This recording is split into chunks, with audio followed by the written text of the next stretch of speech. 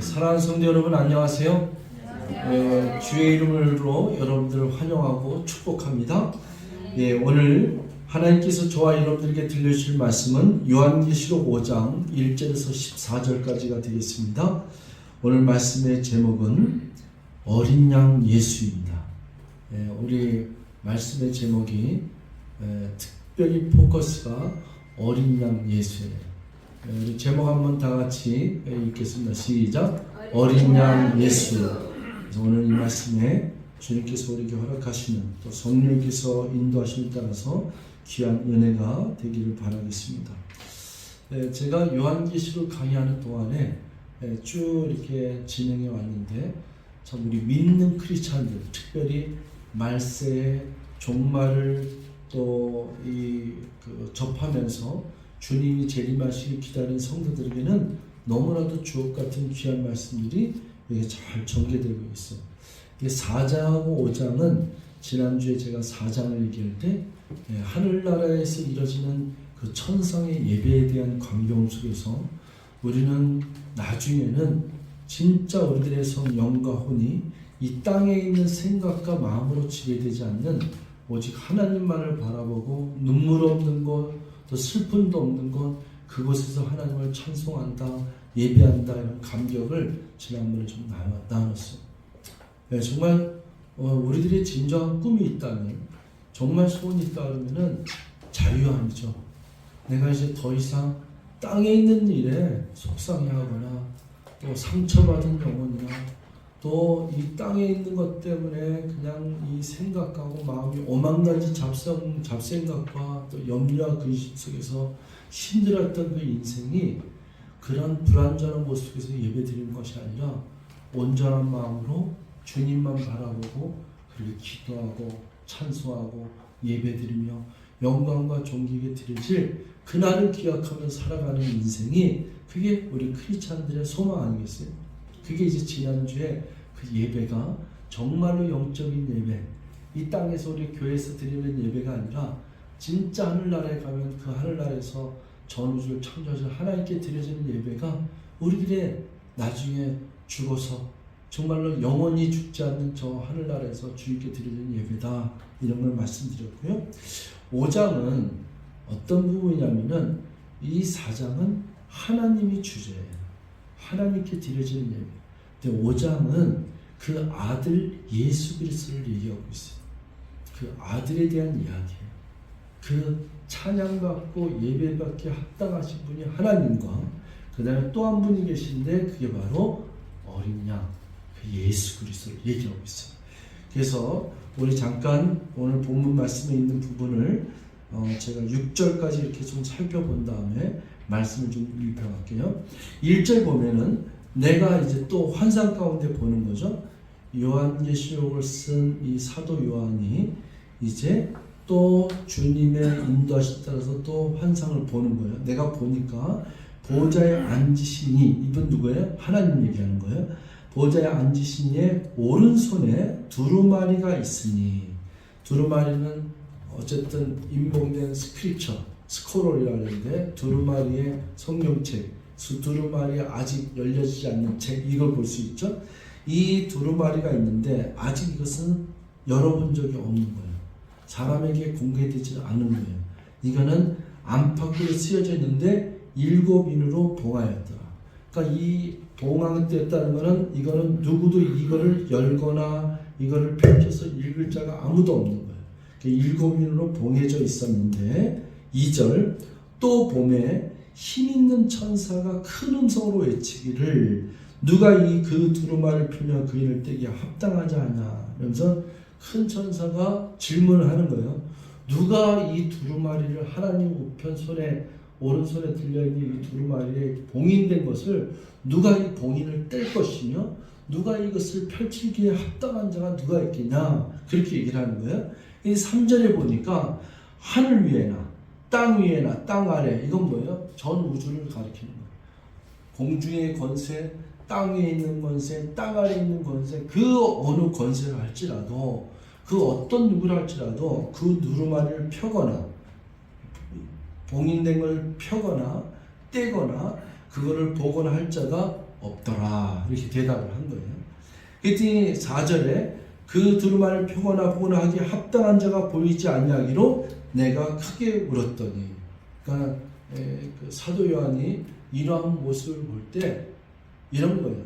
에레미야가 예루살렘 성이 불타오를 때 하나님께서 예레미야에게 뭐라 그러시냐면은 네가 이 불타는 성을 바라보고 그러면서 이 거리에서 의인 한 사람만 찾으면은 내가 이 이스라엘 백성들을 멸할 것을 심판할 것을 내가 거둬들이겠다 그랬어요.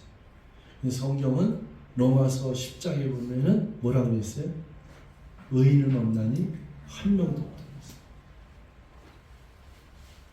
그랬어요. 이 아브라함이 롯이 들어가는 소돔과 고모라가 멸망당할 때도 아브라함이 하나님 앞에 정말 이 도시를 멸망하실 겁니까? 내 조카가 거기 사는데. 그러면서 이 아브라함의 간절한 마음 뭐예요? 하나님, 내가 의인을 50명을 찾으면은 그 마음을 거둬가시겠습니까? 그랬더니 하나님이 거둬갈 것이다. 그러니까 이제 아브라함이 아니요, 정말로 노하지 마시고 제가 간청하는데 조금 줄여주시옵소서. 40명, 30명 또 노하지 말고 내가 아무래도 자신이 없는데 20명만이라도 찾으면 이 심판하기로 한 이 소돔과 고모라를 멸망치 않고 구원시키겠습니까? 내가 구원하리라. 내가 이 20명을 찾으면 이제 마지막으로 묻겠습니다. 10명만이라도 찾으면은 어떻게 하시겠습니까? 하나님께서 10명이라도 찾으면은 내가 거둬가리라. 여러분 이 세상에서요 사람들은 많이 윤리적으로 좀 의인처럼 살려고 노력하고 그리고 깨끗하다고 생각하고 그 정치나 경제나 뭐 정치인들이나 세계 재벌들이나 대학교 교수나 의학자나 종교의 목사들 그 캐톨릭의 모든 사람들이 다 나름대로는 뭐 순결하게 사는지 착하게 사는지 뭐 마다 테레사처럼 산다는 그러지만은 성경의 정확한 답은 의인은 없나니 한 명도 없어요. 저는 이거 찬송 부를 때마다 이런 얘기 들을 때마다 어렸을 때 주일학교 때 불렀던 찬양이 늘 들었는데 돈으로도 못 가요 하나님 나라 어여뻐도 못 가요 하나님 나라. 저는 이 찬양을 많이 생각나요. 이 세상에서 들어오는 얘기 다 이렇게 뒤집어 놓고 오면 까놓고 오면은 그놈이 그놈이야. 그년이 그년이야. 나도 이거 설교 때 이런 소리도 하네. 다 별 차이 없어. 목사 할아버지도 별 차이 없어. 그것으로 해결되는 게 아니야. 그러니 이 예레미야가 그 눈물의 선지라 그러잖아요.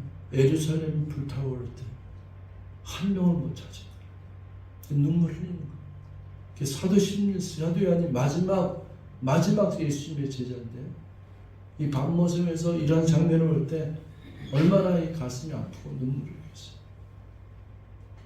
오늘날 정말로 이 시대 속에서 우리들의 심정은 정말로 하나님 앞에서 의에 줄이고 목마른 자는 복이 있나니.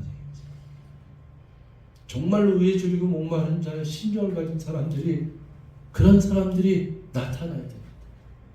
그게 없는 거에 대해서 이렇게 속으로 한탄하고 가슴을 칠 수 있어야 됩니다. 우리는 끼끗해야 조금 이 사람이 저 사람 괜찮다 저 끼끗해야 이 땅에서 사는 것밖에 없잖아요.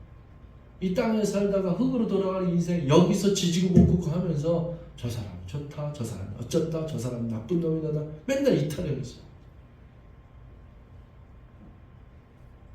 정말 어떠한 민족을 일으키고 어떠한 성과 도시를 일으키고 그리고 온 백성과 열방과 그 방언 족속 가운데서 하나님께 찬양을 드릴 수 있는 그 거룩한 백성의 그 길을 걷는 자 거룩한 길을 걷는 자 그 한 사람이 필요한 이때인데 제일 부족한 게 있다면 지도자의 부족이요. 제일 부족한 게 있다면 리더십의 부족이에요. 그렇게 울면서 외쳤더니 5절에 그 장로 중에 한 사람, 이거는 24장로 중에, 지난주에 4장에서 천상예배를 할 때 24장로가 보좌 앞에서 엎드려 경고했잖아요. 그 24장로 중에 한 사람이 내게 말하되 울지 말라, 이렇게 위로를 하는 거예요. 유대 지파의 사제야 다윗의 뿌리가 이겼으니 그 두루마리와 그 일곱을 떼시려 하였더니, 이 유다의 지파의 사자 다윗의 뿌리가 누구예요? 예수 그리스도. 이거는 창세기 49장에 이스라엘은 12지파인데 12지파가 탄생하는 배경은 야곱의 12아들이라고 했어요. 야곱의 12아들을 창세기 49장에 야곱이 다 축복을 해요. 루벤아 이렇게 쭉 해서 루벤, 시몬, 레위, 그 다음에 4대가 누구냐면 유다예요. 근데 유다를 축복하는데 오늘 이 단어였어요. 유다에게는 너는 영원한 규가 될지니. 이 다윗의 뿌리에서 영원한 규가 흔들리지 않냐며, 그래서 다윗의 자손 예수 그리스도인 것입니다. 그래서 이 뿌리에 다윗의 자손 예수 그리스도가, 다윗은 그 뿌리가 영원한 규에 그 보좌가 흔들리지 않고 그 왕조가 흔들리지 않는 유대인의 임금 다윗왕의 그 뿌리에서, 이새의 뿌리에서 처녀가 잉태하여 아들을 낳으니 그 이름을 임마누엘이라, 메시아라, Son of Living God, 하나님의 살아계신 아들이라. 그게 예수 그리스도의 복음인데, 예수 그리스도께서 이 땅에 오셔서 이 모든 인류를 구원하시고 십자가에 달려 돌아가신 뒤에 40일 동안 나타나셨고, 3일 만에 부활하신 다음에 40일 동안 나타나셨고, 하늘로 승천하시사 하나님 우편에 앉아 계시는데, 지금 이 장면이에요. 우편에 앉아 계신 그 예수 그리스도, 그분이 바로 어린 양 예수 그리스도, 사자 다윗의 유대의 뿌리가 되시는 그분이, 이 누구도 하늘 위에나 땅 위에나 그리고 땅 아래 있는 모든 권세, 어떤 누구도 이걸 뛸 수도 없고 펼칠 수도 읽을 수도 없는 이거를 그분이 때리라, 이렇게 얘기를 합니다. 그러니까 이 아무도 없고 의인도 없고 아무도 없는 상태에서 내가 울었더니 장로 한 사람이 외치되 울지 마라. 그것을 뛰기 합당한 분은 오직 한 분인데, 그게 바로 유대의 주요 그리고 다윗의 뿌리라고 얘기합니다. 그렇게 얘기를 합니다. 그랬더니 6절 다 같이 읽습니다. 시작. 내가 또 보니 보좌와 내 생물과 장로들 사이에 어린 영이 서 있는데 일찍이 죽임을 당한 것 같더라. 그에게 7 뿔과 7 눈이 있으니 이 눈들은 온 땅에 보내심을 받은 하나님의 7 영이더라. 예, 오늘 말씀의 제목이 어린 양 예수인데, 여기에 드디어 어린 양이 등장을 해요. 내가 보니까 보좌 앞에 내 생물 장로 사이에 한 어린 양이 있는데, 그 어린 양을 자세히 보니까 일찍이 죽임을 당한 것 같더라. 이게 핵심이에요.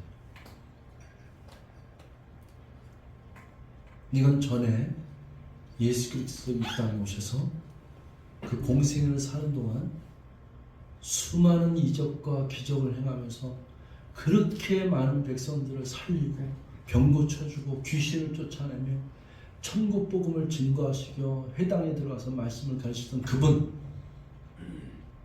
전부 오병이어의 기적을 일으키면서 수많은 사람들이 예수님 앞에 몰려들면서 이분은 왕의 왕, 주의 주라고 얘기하면서 그분만 따라가면 병이 낫고, 그분만 따면 눈먼 자가 눈을 떴고 앉은 병에 일었으며, 그리고 오병이어의 기적을 수많은 사람들이 그분에 와서, 그때 당시 사람들의 마음은 뭐라냐면 You are the Son of Living God, 당신은 살아계신 하나님의 아들입니다라고 다 고백했어요.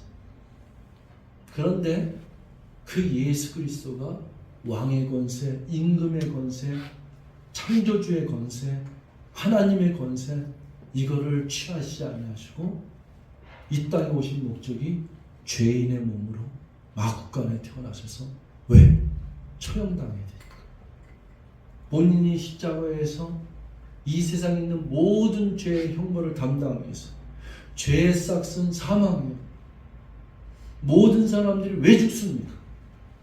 우리는 죽음이라는 개념을 잘 몰라서 그런데 진짜 죽음은 원래는 죽는 게 아니에요.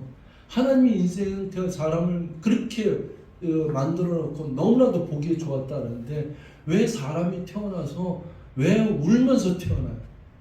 왜 사람이 태어나서 병들면서 태어나요? 왜 사람이 태어나서 전부 다 똑같이 안병 들고 똑같이 다 100세면 100세 보장된 인생을 딱 같이 살면 되는데 왜 태어나자마자 어떤 사람은 태어나자마자 죽고 심지어는 낙태. 성경에서 낙태는 지난주에 내가 전도서 얘기할 때 그리고 잠언서 얘기할 때 그 낙태에 있는 것이 생명이라고 얘기했어요. 이 세상에 태어나지도 못하고 밖에 나오지도 못하고 죽는 영혼이 있어요. 그 사망의 본질을 알아야 돼. 그럼 사람이 질문을 던질 줄 알아야지. 사람은 왜 죽는가? 왜 태어나면서 이렇게 우는가? 사람은 왜 병이 드는가?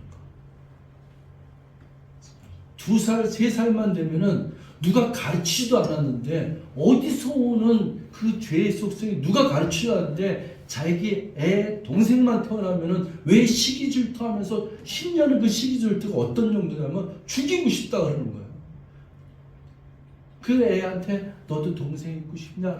그러면 나 동생 있었으면 좋겠어. 이렇게 엄마하고 대화를 나누잖아. 저쪽 집에는 동생이 있는데 나도 동생 있으면 좋겠어 얘기를 하는데 그러고서는 엄마가 그럼 내가 네 동생 하나 놔줄게. 아이 좋아라 이렇게 얘기했던 애가 그 동생랑 만나는 순간서부터 갑자기 오줌을 흘리기 시작. 안 하던 짓 하고. 여러분 이거 누가 가르쳐줬어요? 근데 사람은 이 본질을 몰라. 그 본질이 그 창세기에 나오는 에덴 동산에서 일어났던 사건, 죄가 이 땅에 들어오고 사람에게 들어오고 사탄 마귀에 속아서 죄가 들어온 이 진실을 그걸 몰라고 그걸 모르니까 왜 이게 들어왔는지 왜 죽는지를 모르는 거예요. 그 성경이 죄의 싹은 사망. 그 결론은 누구나 다 죽는 거 아니겠어요? 안 죽는 사람 있으면 나오고 안 죽었던 사람 있으면 나오고 다 죽는 거 아니겠어요? 그러면은 사망이라고 하는 문제를 해결하려면은 간단해요. 죄의 문제를 해결하면 되는 거예요. 죄의 문제를 해결하면은 멸망치 않고 사망에 이르지 않고 영생을 얻는다고 성경이 가르치는 거예요. 그러니까 하나님이 세상을 이처럼 사랑하사 독생자 예수 그리스도를 이 땅에 보내주셨으니 누구든지 저를 믿는 자마다 조건은 믿는 거예요. 조건은 착하게 사는 게 아니고 이 세상에 출세하고 서울대학교 들어가는 게 목적이 아니고 중요한 거는 이 본질을 깨서 죄 문제를 해결하는 건데 그 죄 문제를 해결하는 거는 믿음이라고 그랬어요. 누구든지 예수 그리스도를 믿는 자마다 어떻게 해요? 멸망하는 길로 가서 멸망치 않고 멸망으로 가는 길에서 스톱! 너에게는 더 이상 멸망이 없다! 그래서 멸망하지 않고 그 다음에 죽음이라는 것도 스탑! 그 다음에 어디로 가는 거예요?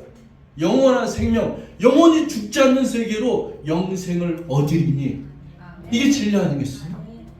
그 예수 그리스도라는 얘기예요.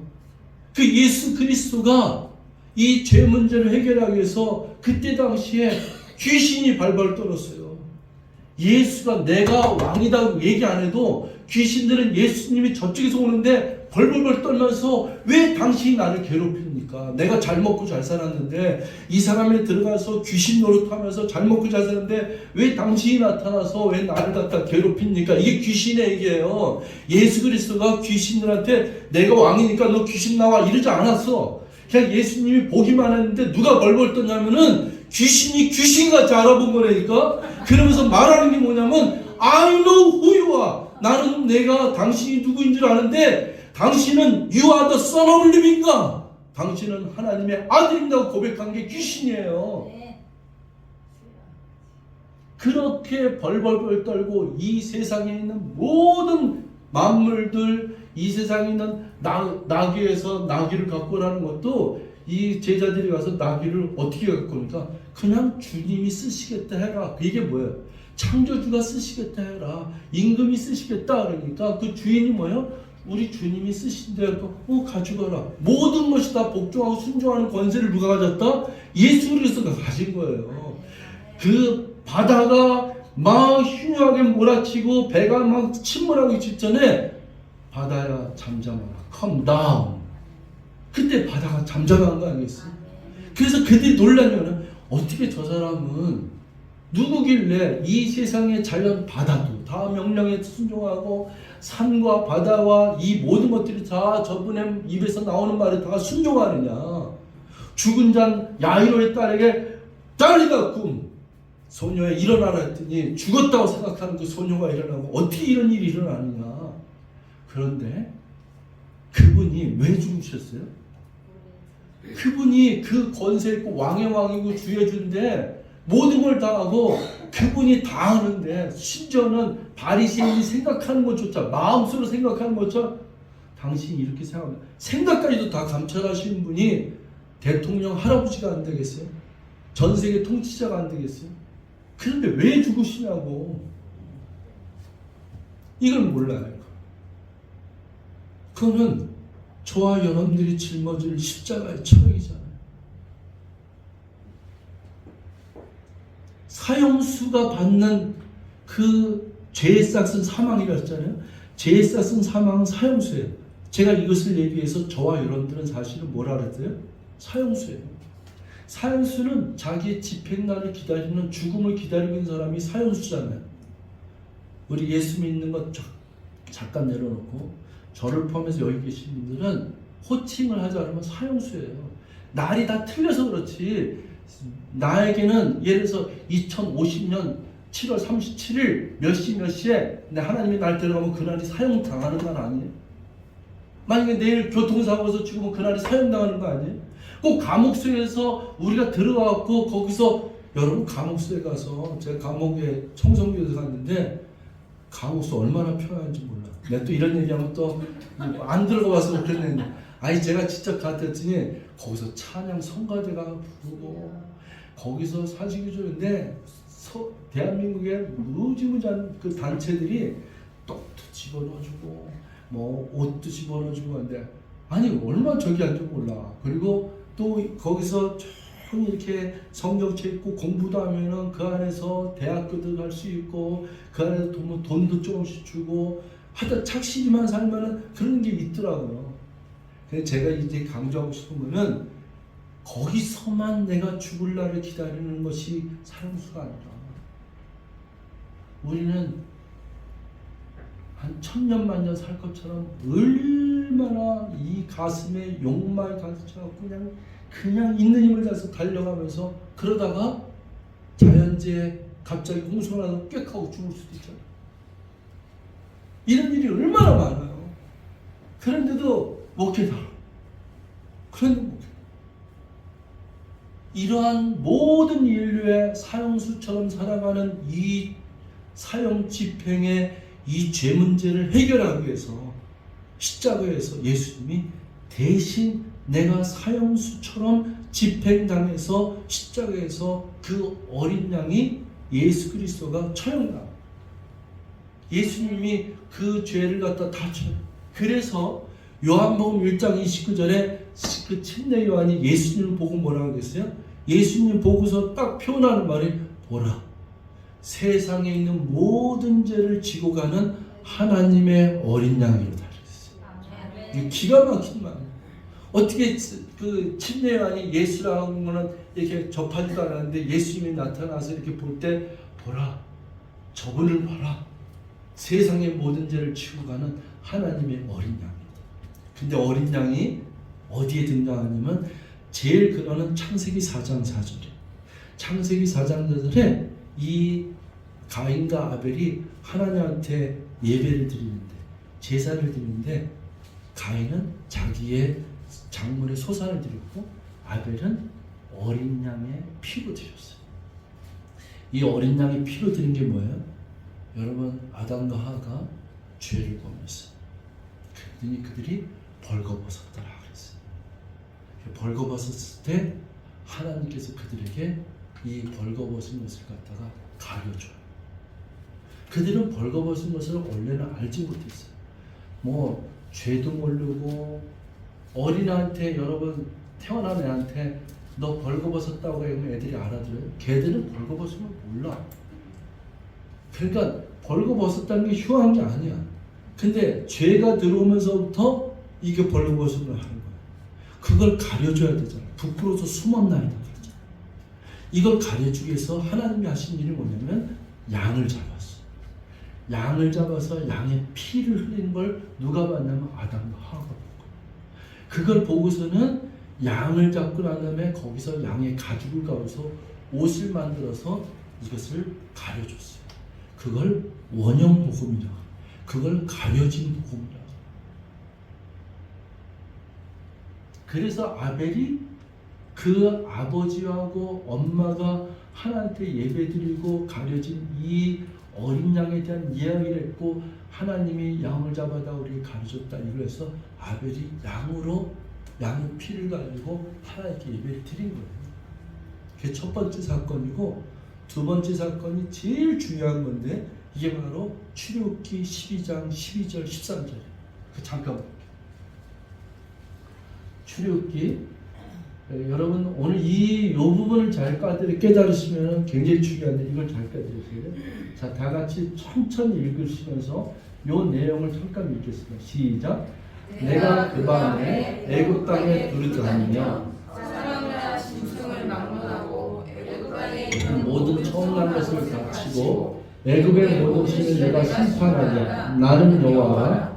내가 애굽 땅을 칠 때 그 피가 너희가 사는 집에 있어서 너희를 위하여 표적이 될지라. 내가 피를 볼 때 너희를 넘어가리니 재앙이 너희에게 내려 멸하지 아니하리라. 여러분 이게 뭐냐면은 이게 애굽 땅의 모든 처음난 것을 다 죽이겠다는 하나님의 말하자면은 심판의 경고예요. 근데 이 경고의 메시지가 있는데 이 경고의 메시지에 복음이 있어요. 내가 이렇게 경고로 누구든지 죽는다. 누구든지 죽고 누구든지 첫째 난 새끼서부터 장자서부터 다 죽는다. 이 경고의 메시지가 있는데 사는 방법이 바로 복음이에요. 사는 방법을 가르쳐 주는데 누구든지 그 어린 양 나와요. 12장 3절에 보면은 어린 양을 취하되 이렇게 나와요. 출애굽기 12장 3절에 어린 양을 취해서 그 다음에 가죽을 벗기고 거기서 피를 받아다가 어린 양을 죽이고 그 희생양의 피죠. 그 피를 바르다가 이 문이 있는데 이 문설주에 이렇게 바르라는 거예요. 이렇게 바르라. 여기 십자가 이렇게 있으면 여기 뭐 이렇게 바르라. 이게 바로 이렇게 바르고 있는 뭐예요? 십자가죠. 그런데 여기 보면은 내가 애굽 땅을 칠 때 그 피, 이게 어린 양을 잡은 이 피가 너희가 사는 집에 있어 너희를 위하여 표적이 될지라. 이 십자가의 이 어린 양의 이 피가 그 양의 피가 있는 집은 내가 어떻게 한다 그랬어요? 넘어가야지. 패스오버한다. 이게 은혜예요. 여러분 우리가 예수 믿었다고 죄가 없어진 겁니까? 본질적으로는. 근데 예수 믿어서 예수 십자가의 피가 나의 죄를 가리웠나요? 그래서 그 가리워진 예수 그리스도의 십자가의 보혈의 피가 나의 마음속에 심령 가운데 누구든지 믿는 자에게는 예수가 나와 더불어 먹고 살겠다 그랬어요. 영접한 자는 예수 그리스도 내 안에 계시니까 이 죽음의 권세, 사탄의 권세, 사망의 권세가 우리들의 심령을 볼 때 뭐가 보여요? 십자가가 보이고 예수의 피가 보이고 이 어린 양이가 피어올 때는 이걸 어떻게 하겠대요? 패스. 내가 이 재앙이 너를 죽이지 않고 넘어가요. 저는 고등학교 2학년 때 누가 그랬어요? 누구든지 거듭나야 된다고. 천국 가려면 거듭나야 된다고. 누구든지 두 번 태어나야 된다고. 누구든지 구원받으려면 이래야 된다 그러는데 그걸 깨닫지 못했어. 근데 내가 고등학교 2학년 때 광명시에 살았는데 청량리 끝에 성북동 거기까지 내가 2시간 동안 버스를 3번 가르쳐면서 그 다리 내 옆집에 사는 누나가 다리가 좀 이렇게 안 좋았어. 다리를 이렇게 절면서 난 그때 생각하면은 지금 그분이 어디 사는지 뭐 이름도 몰라. 근데 그분이 나하고 잠깐 대화하다가 이렇게 정말 한번 복음을 한번 들어보시겠어요? 그러니까 내가 교회 다니는 거 알고 그렇게 너 이렇게 교회 이렇게 잘 다니고 신앙이 너무 이쁜데 진짜 거듭나는 걸 갖다 깨달으려면은 한번 들어봐야 된다. 그리고서 그분이 나를 갖다가 그 다리 저는 모습으로 나를 버스 세웠던 거 2시간 됐는데 한 별 호름한 교회였었겠죠. 그렇게 개척교회 같은데 거기에 다락방 같은 곳에 거기 전도사님이 한 분 계시더라고요. 남자 전도사님이시죠. 근데 이분이 나에게 이 구원을 자는 길을 깨르쳤는데 이걸 가르쳐 줬어. 그리고 집을 3채를 그려. 집을 3채 그렸는데 대문을 3개 그렸어. 그랬더니 여기에 피가 이렇게 그려져 있는데 어떤 집은 피가 안 그려져 있고 이 집은 피가 그려져 있는데 이 피가 있는 집은 살았고 피가 없는 집은 죽었습니다. 그거는 왜냐하면 복음이라고 하는 건 들은 거 아니야.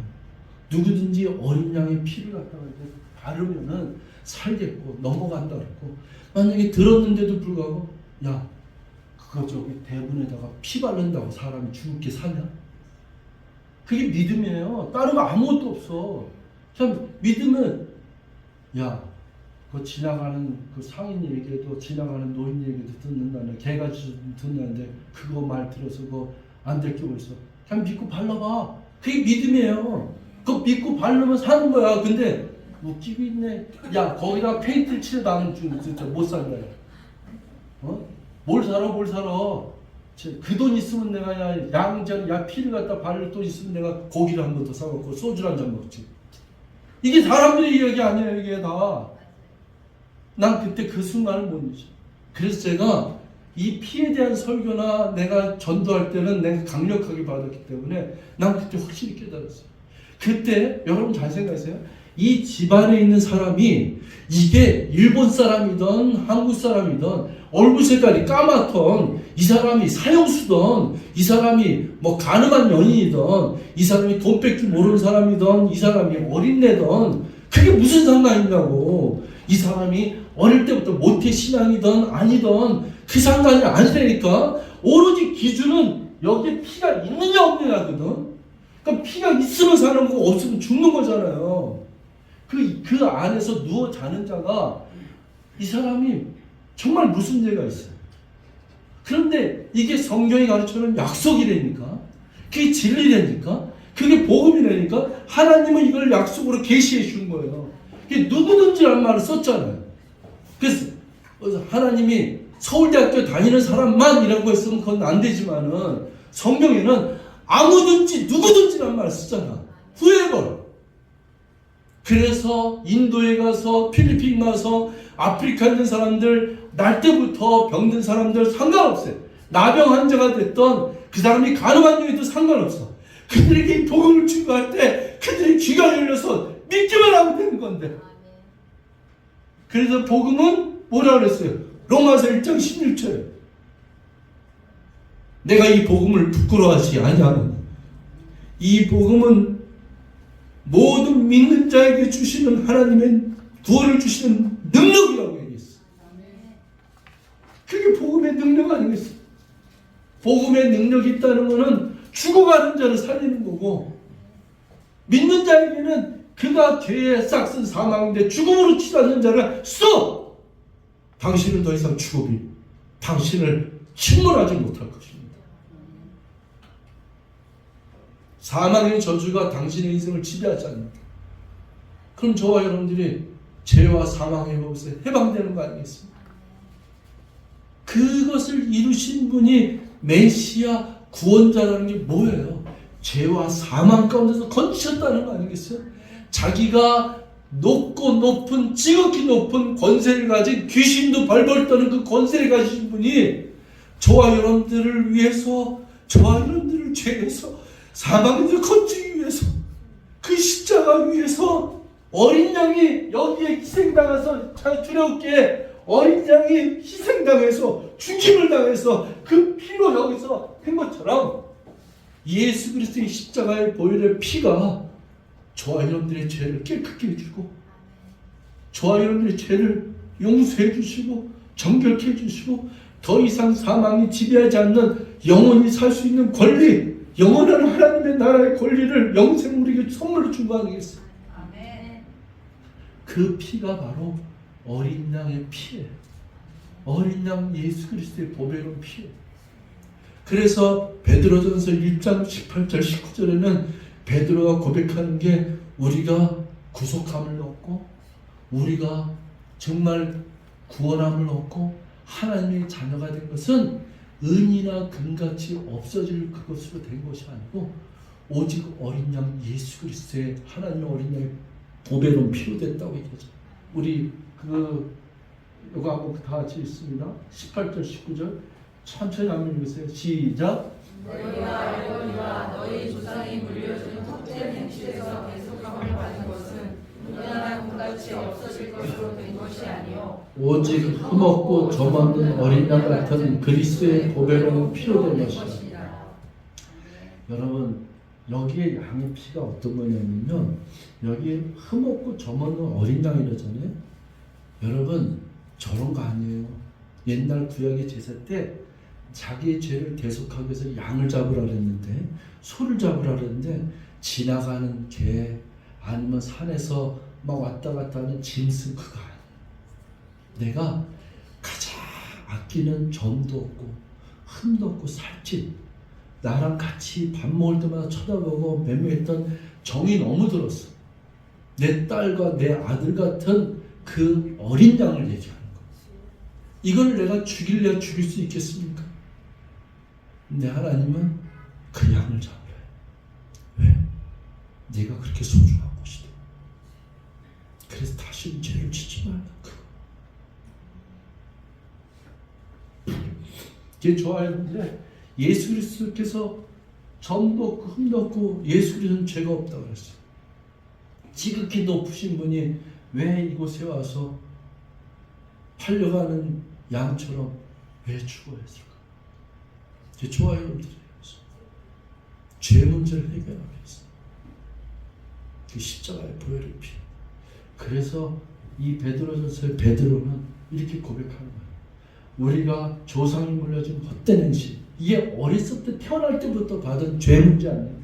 행실의 대속함, 구원함을 받는 것은 은이나 금같이 그걸로 값을 산 게 아니에요. 그 대가를 금으로 치자는 게 아니고, 은이나 여러분 억만금을 줘더라도 이 문제 해결 못해. 그래서 정주영이 내가 몇 주를 내 생명 1년만 연장시켰는데 그걸 못한 거 아니에요. 온 천하를 주고도 사람의 생명을 구할 수가 없어요. 그러는 은이나 금같이 없어지게 된 게 아니라 오직 흠없고 점없는 어린 양 같은 예수 그리스도의 십자가의 보배로운 피로 우리가 된 것인 줄 믿습니다. 그래서 나의 죄를 정키면 예수의 피밖에 없네. 다시 살게 하기도 예수의 피밖에 없네. 그것이 너무 귀하고 소중해서 영원토록 내 할 말이 있다면 예수의 피밖에 없네. 나의 찬송 제목은 예수의 피밖에 없네. 그게 우리가 찬송이고 그게 우리의 고백이고 그게 우리의 예배가 아니겠어요? 그게 우리가 불러야 될 고백 외치는 거 아니겠어요? 7절 말씀, 우리 본문의 7절 말씀 볼게요. 7절에 그 어린 양이 이렇게 나와요. 여기서부터 그 어린 양, 출애굽기의 그 양, 어린 양 갖다가 이제는 the lamb이래요. 영어 성경에는 the lamb이라고 그래요. 그 죽임을 당한 the lamb, 그 어린 양.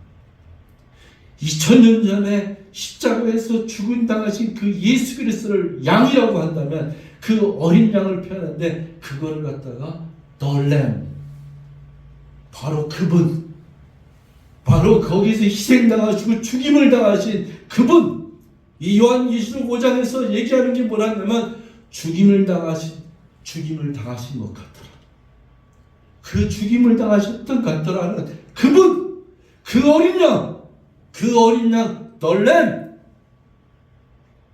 여러분 2000년에 이스라엘에서 골고다 언덕에서 죽으신 그분은 오늘 2000년이 흘른 저와 여러분들이 상관이 없다? 아니요! 상관이 있어요. 바로 그분이에요. 바로 그 양이에요. the lamb.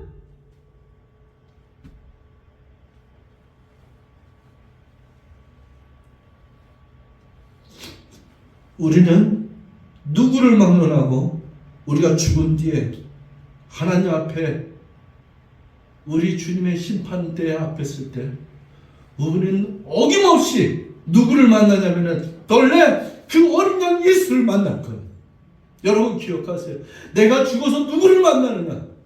바로 그분 앞에 설 거예요. 사도 요한이 본 게 죽임을 당하신 그 어린 양, 그게 계속 나와요. 여러분 9절에도 보면은 인봉을 띠게 합당하신 일찍이 죽음을 당하사 각 족속과 방언과 백성과 나라 가운데서 사람들을 피로 사시고 하나님께 드리시고 12절에 큰 음성으로 이르되 죽임을 당하신 어린 양은 이렇게 되어 있습니다. 그분이 어린 양 예수예요. 그분이 찬양받기 합당하시. 그래서 우리가 찬송 부를 때 예수는 주, 예수는 주 외쳐 찬송하는 것은 그분을 만날 거기 때문에, 그분 때문에 내가 살아났기 때문에, 그분 때문에 내가 영원히 살고 멸망치 않고 구원받은 백성으로 하나님의 자녀로 그분이 나의 왕이시오, 나의 주시오, 메시아시오, 나의 구원자시오. 그분은 나의 신이시오, 나의 목자가 되시고 그분은 나의 산성이시다고 얘기합니다.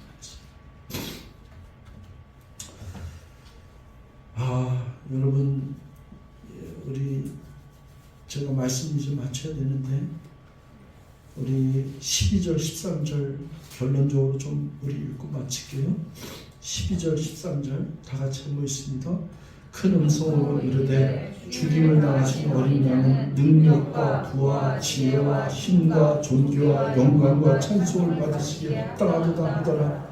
내가 또 들으니 하늘 위에와 땅 위에와 땅 아래와 바다 위에와 또 그 가운데 모든 피조물이 이르되 보좌에 앉으신 이와 어린 양에게 찬송과 존귀와 영광과 권능을 세속도록 돌려주시다.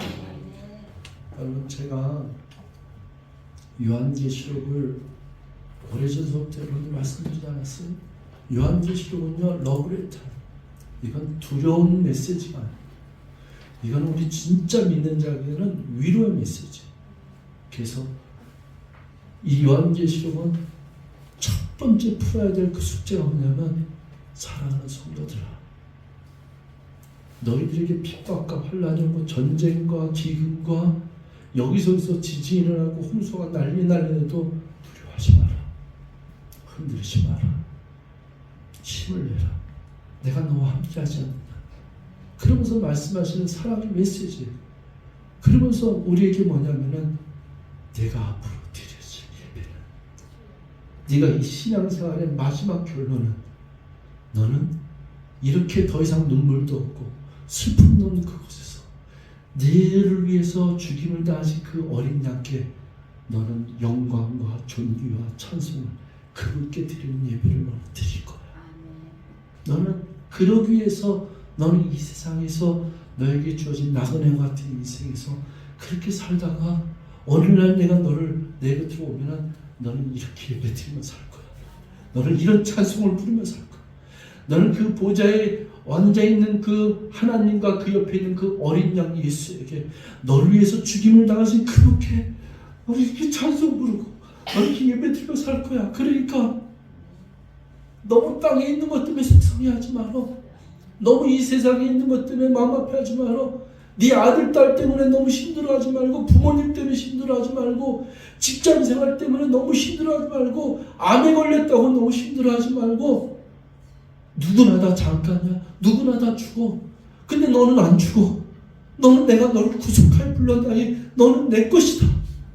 너는 내가 지명하여 불렀나니 넌 내 것이다 라고 얘기하고, 내가 너를 저 영광의 자리에 존귀한 자리에 영원히 내가 너와 함께 살 거야.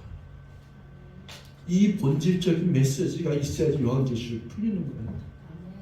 그 이단들이 뭐 요한계시록 그거 장난하는데 그거 아니야.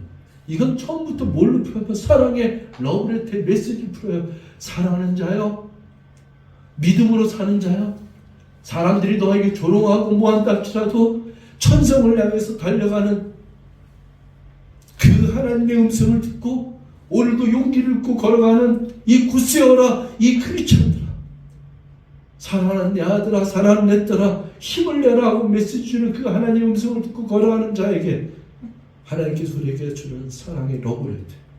그래서 이 죽임을 당한 어린 양께 우리가 예배드리. 그래서 그 어린 양에게 찬송과 존귀와 영광과 건능을 세세토록 돌릴지어다. 아멘. 우리 사랑하는 지구촌 선교교회 성도 여러분, 하나님이 여러분을 사랑하세요. 어느 정도 사랑하느냐? 네, 제가 이렇게 소리 지르며 눈물 흘리면서 여러분들한테 외칠 정도로 하나님 여러분 너무 사랑하세요.